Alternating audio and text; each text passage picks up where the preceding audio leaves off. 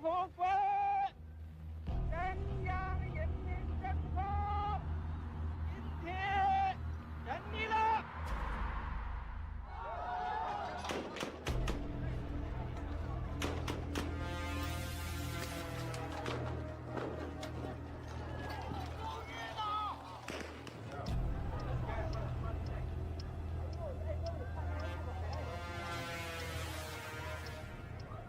但是你们能不能？刚才问我啊，我可以回半点去，可有奉告，我也不高兴。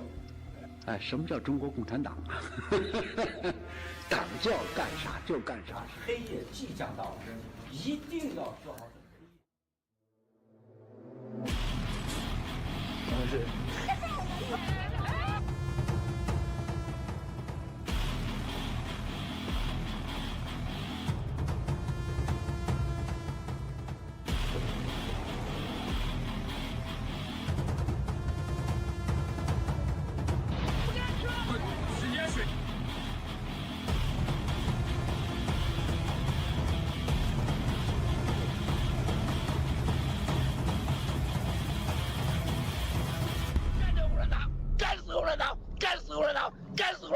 干死共产党！不干死共产党，绝不罢休！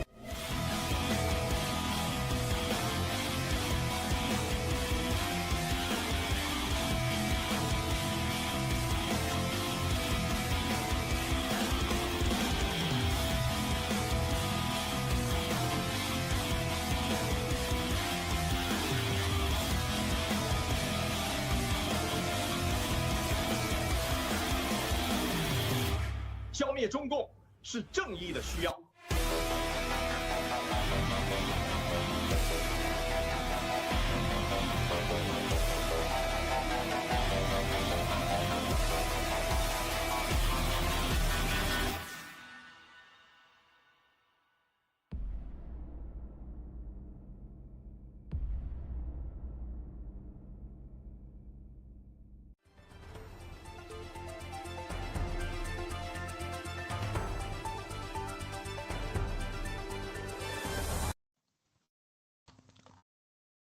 Hello everyone, welcome back to our show.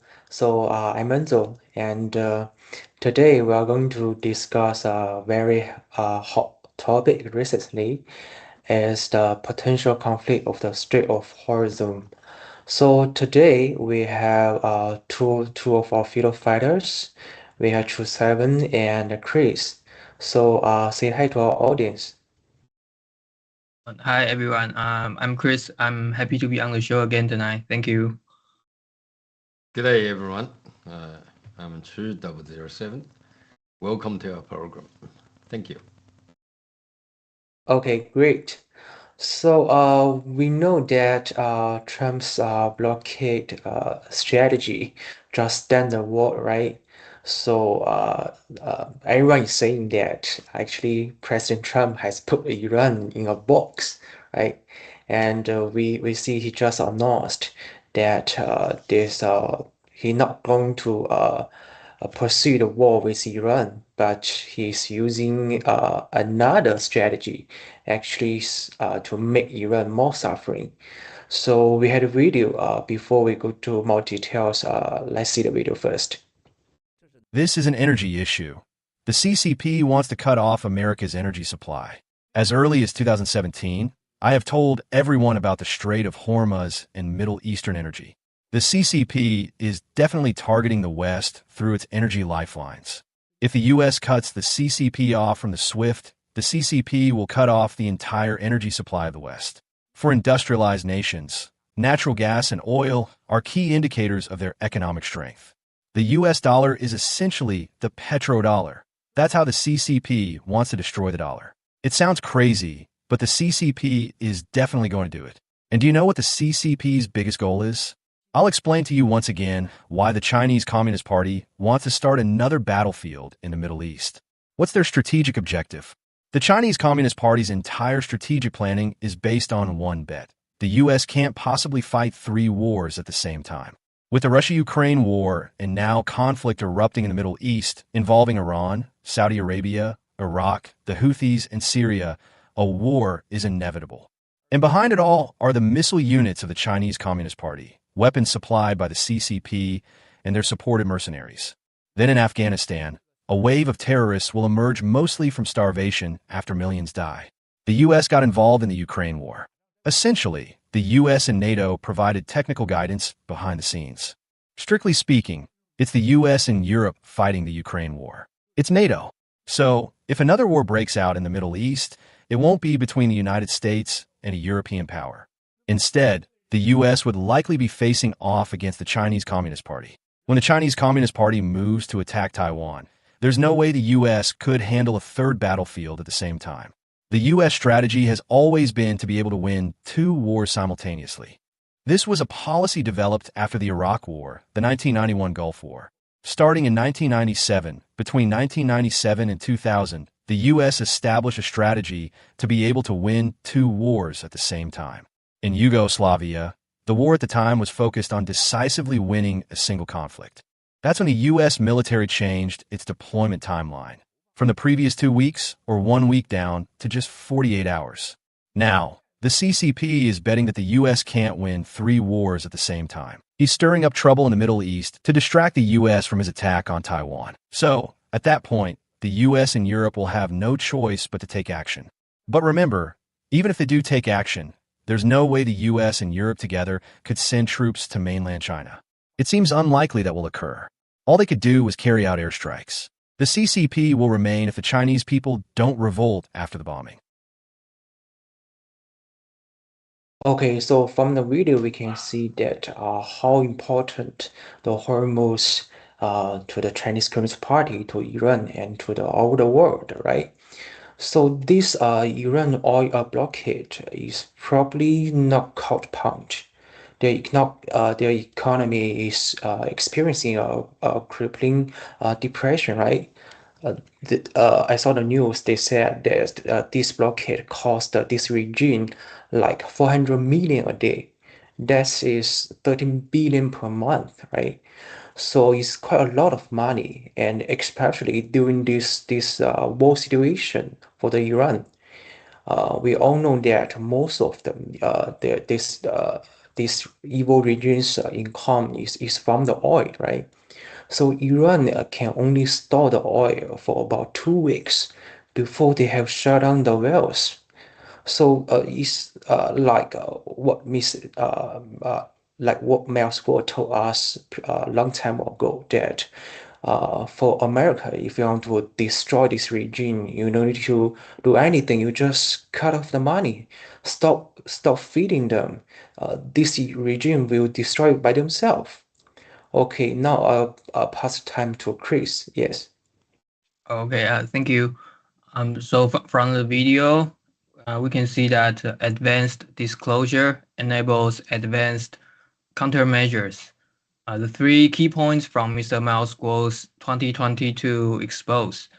The CCP had long conspired through proxies such as Iran in the Middle East to ignite conflict across the region, seize control of the Strait of Hormuz, the world's most critical oil checkpoint, and choke the West's energy lifeline.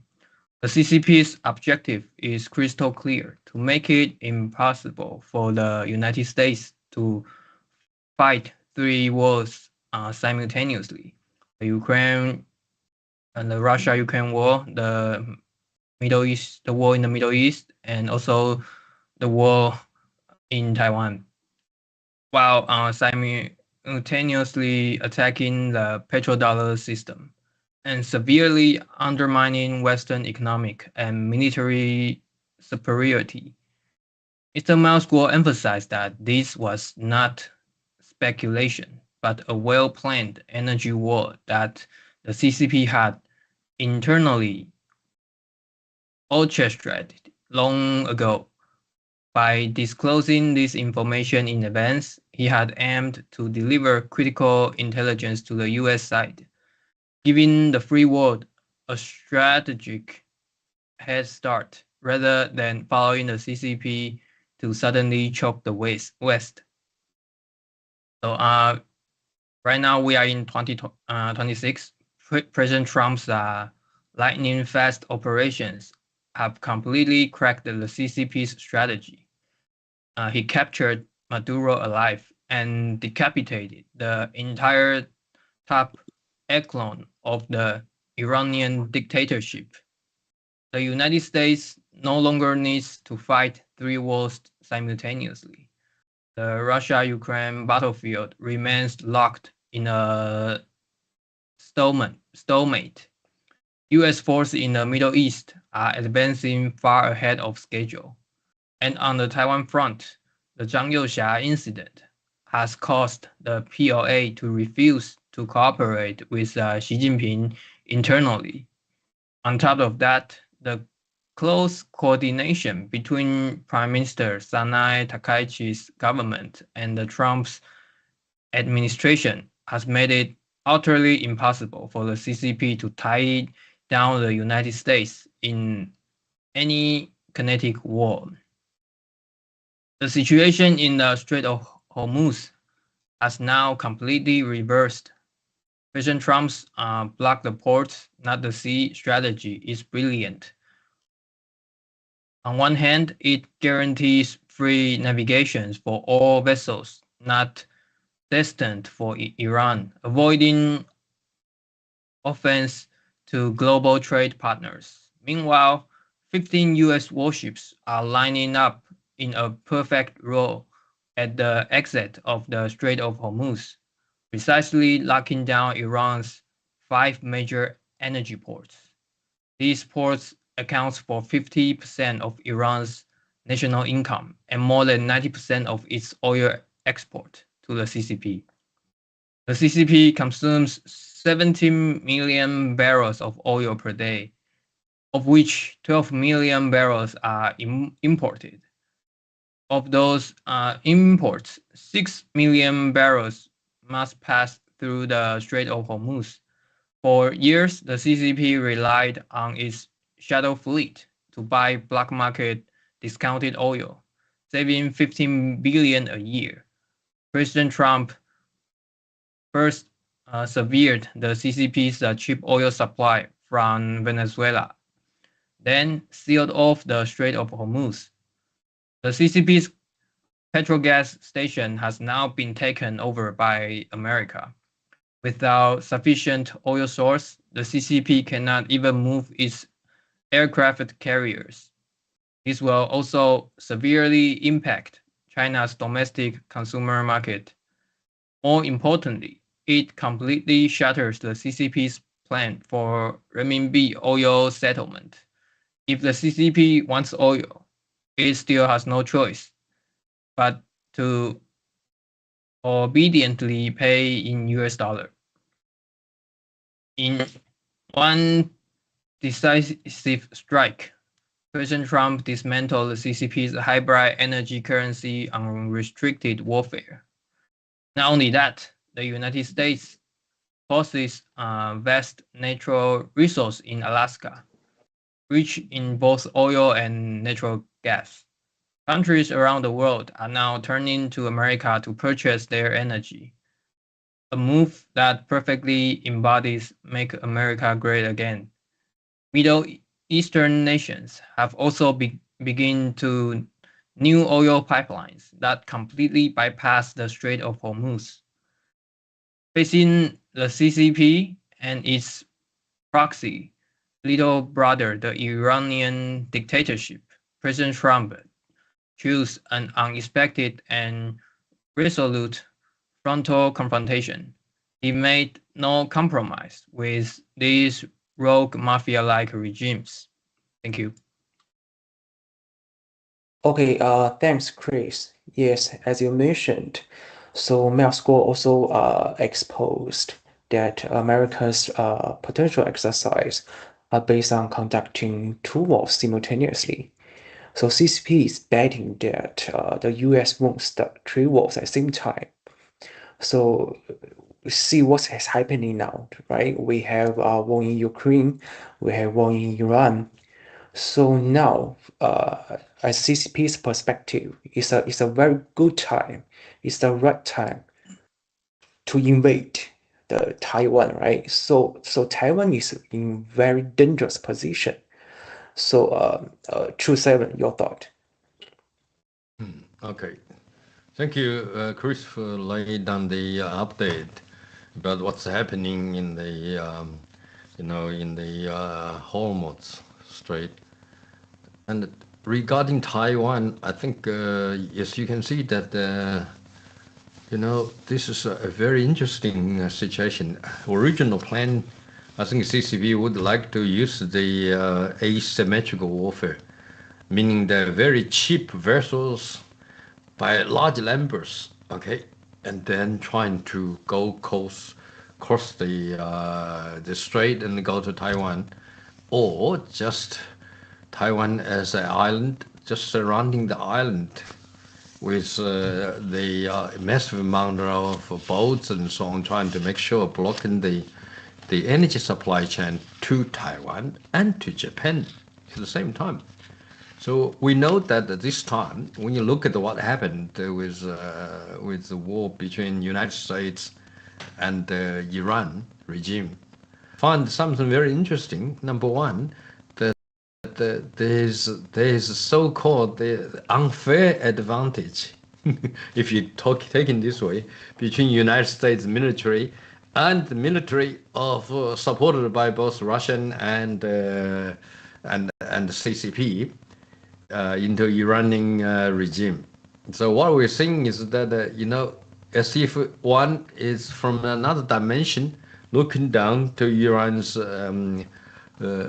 militaries, which are largely underground.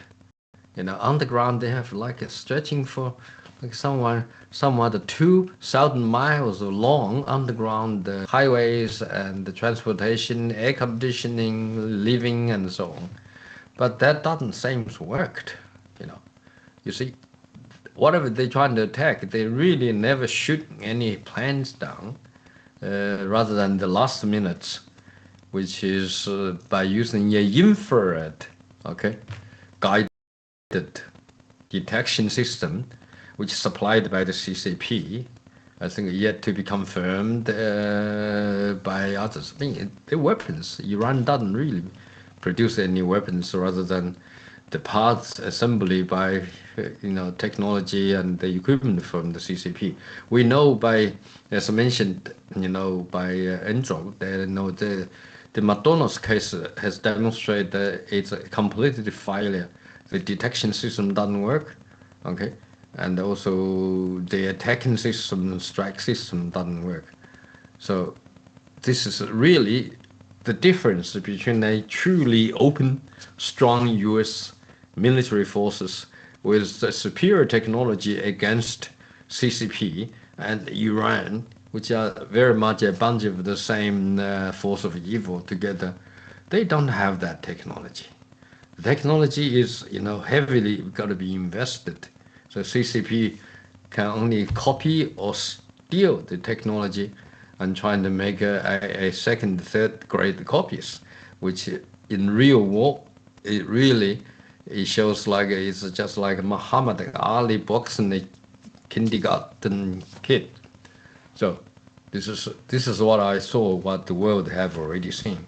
So what has been happening, I think, as the development happens, and CCP might like to block down for a air zone in the northeast China towards the Taiwan island for 40 days. I mean, before President Trump planned a visit to Beijing next month. What you see that it's nothing. I mean, really, the same technique, same strategies. But what we have observed with the Iranian cases, when Iran's, they're trying to send the strike forces come down to the airplane, to the U.S. Air Forces and so on. They have some technology. I don't know where they planned. Mostly probably in the Hormuz, in the largest nuclear powered, the Ronald Reagan's what the technology does the same. It would disable all the other communication system in a second. It's sort of like a laser light type of interference technology, disable your weapons targeting and also following system and communication system. It's like the minute of silence, then what happens? Your weapon doesn't work. I mean, the Iranians military, and then the US can just shoot and then finish the war within a few minutes. So this is something I think the CCP never thought about it. We know that on the 20th of March, on the 15th of March 2022, Moscow already exploded in the video we're just showing and share with everyone. And that was the time I think the technology hasn't been really come to demonstrate it yet. So no matter how good your bomb is, but if you don't have the right guidance for targeting effectively, okay, if that can be interfered in a second, and then it's like a bunch of just the explosion which you could expose yourself before you even shoot out. So once we look at that, the original plan, the CCP trying to bet the US cannot simultaneously fighting in 2 or 3 wars, that doesn't stand anymore. So what we learned is this war is different than any World War I and II, and also Vietnam War and the North-South Korean War. Those are all conventional machine-like, mechanics. But now we're in a AI and era, which US is still far ahead of but when they apply the military technology and also in logistics, in coordination, also, and the soldiers' morale, not to mention that's top. They rather spend like 400 million to save, one air technical pilot.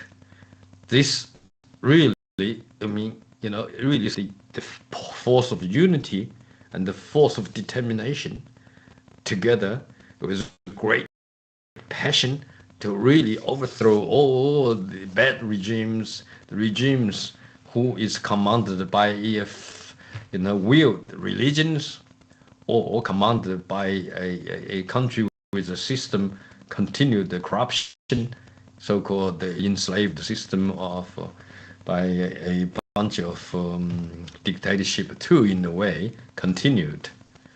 So in the case that I don't think the CCP will win, or they even dare to take it, given the CIA already broadcast all the information, asking for internal, betray to the CCP's force with a spy and so on. I think that together will already make the Xi Jinping so nervous. What they're doing, they're continually slot their own generals and continually to reduce the effective fighting force of different layers of military, okay, with this sea and with this sky, okay, with this continent. So what we're seeing, Xi Jinping maybe is really one of our comrades, because he's helping us to take down the CCP's core forces of military, which originally designed to take over Taiwan, and I think now that Xi Jinping's dream is in vain. So we will see once Hormuz is finished, it's operational normal. I think President Trump today said he's going to announce that the deal is already made. Iran won't have any material which can make them purified to make a nuclear bomb. Supposedly whatever they have got is going to be transferred to a third country. I think allegedly it's in India. So let's see what happens. But I think we all learned the US has demonstrated the mighty force which can override any forces. Not even NATO without the United States doesn't seem to have anything. You see, they didn't even come around the show to see any support. So we can see it's awakening of the power of the people, elected president against the dictatorship or against an old system which has been heavily corrupted morally and militarily. So let's hope CCP will be taken down very soon. And I dare they're going to take the first step. I don't think they have the guts to do it. So back to you. Okay, thanks, Enzo. true007. Yeah, Thank you. Thank you for your sharing. Yes, so you mentioned a very good point that CCP is the big boss behind Iran by supporting all the technologies, weapons, monies, everything, right? To let Iran to become populous in front to start this war, right? So we all know that the Vice President J.D. Vance previously they had arranged a meeting with Iran team, talking about agreement for this war, right? So stopping the war, and we all know that they won't have any outcomes. And it is right. There's no outcome after this meeting, and the reason is there's no decision maker for the Iran right now. Most of the key persons are died. So who is the big boss behind Iran? We all know, of course, it's the Chinese Communist Party. They are the decision maker. They are the big boss. And I just saw the bomb news from Fox News is that the President Trump just have an interview with and he's mentioned that President Xi just wrote him a letter talking about what? Because President Trump is asked President Xi not to give Iran weapons, and then President Xi wrote a letter to Trump, and he's saying that he is essentially not doing that, right? So we all know he's not telling the truth again. That's the true color of the CCP. They're always lying. They lie about the coronavirus. They lie about the COVID vaccines. They lie about the Hong Kong's one country, two systems. You name it. So never trust the CCP. That's everything I want to tell audience and tell to the world, right? Okay, now I'll pass time to Chris. Your thought. Well, I think that the Strait of Hormuz is now firmly under U.S. military control. The CCP's oil lifeline has been severely damaged with one decisive strike, and the petrodollar stands rock solid and unshaken. And the path to the CCP's downfall is now completely irreversible. So, and we know that everything happens so fast in 2026. So, Xi Jinping can keep lying, but his time is short. Yeah, thank you.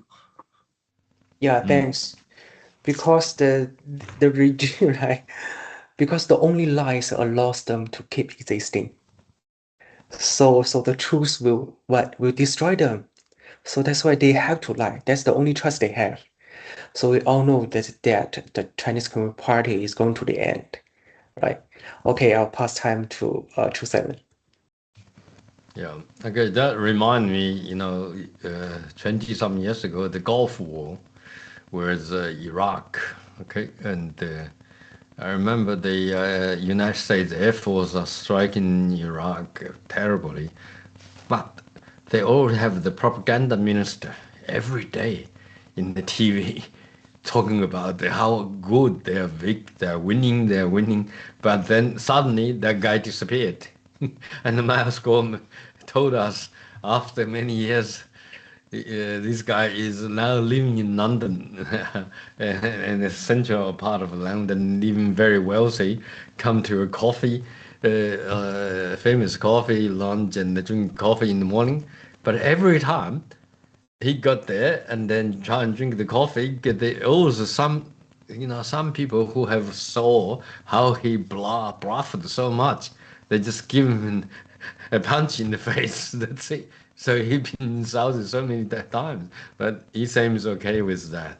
I'm sure they have I think Xi Jinping, any dictatorship is like that, because the nature of the organization it's basically means what of like enslaverism in the whole logistics administration command chain.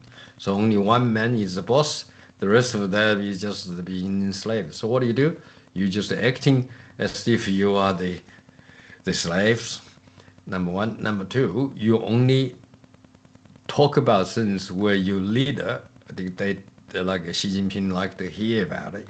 You cannot have your independent opinion.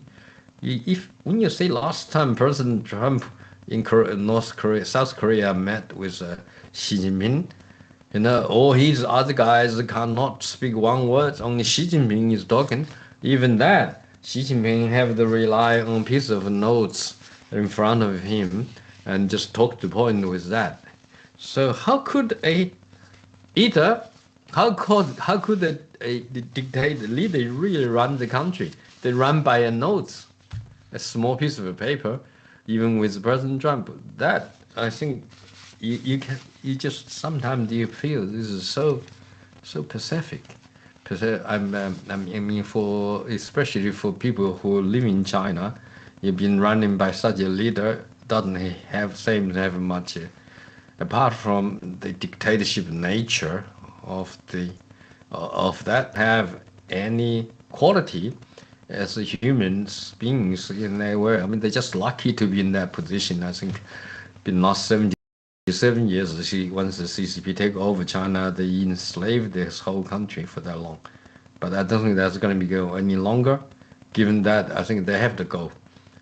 We're looking forward to see the CCP will disappear, vanish, but keep the money, dig the money out, and give it to the Chinese people to build their life again. Thank you. Thank you. Yes.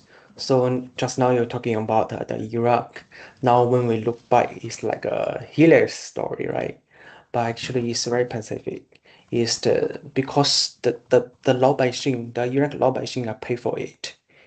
They are the one who's not supposed to do that, right? But they are the one who are the final payer. So that's the reason why we like New Federal State of China, the MEL school, all our freedom fighters want to stand out and say no to the Chinese Communist Party, because they destroy our culture, they destroy our faith, right? So they destroy the connection from us with the God. And we must stand up and say no to them. And so that's why, because the Chinese people, we are not willing to pay for what the Chinese CCPs are doing. And we are not able to afford it. So we must stand up and take down the CCP. And I think we will take down the CCP. Yes. So before we end the show, you got any thing you want to share? I represent 30 seconds, sorry. Yeah. Let's take down the CCP. I think and 3 miles ago. I think next week. That's what we're looking forward to. I can't wait for it. Exactly. Okay. Yeah. Thank you. Thank you for watching us. Thank you, Chris and Enzo.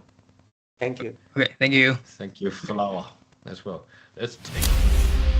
The night has come this far, not because it chose to leave, but because it was never meant to stand. Darkness may appear powerful, yet it exists only where light has not arrived.